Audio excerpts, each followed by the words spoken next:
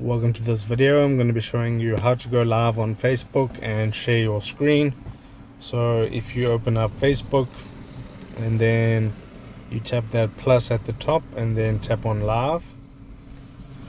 Okay, what you'll be able to see if I just go live right now, so it's going to say 3, 2, 1. So right now I'm live and I don't have the share screen option, so flash, off, mute, rotate, stickers, enhance. Okay, so there's the invite friends and this is the share broadcast. Okay, so invite viewers to your broadcast requests.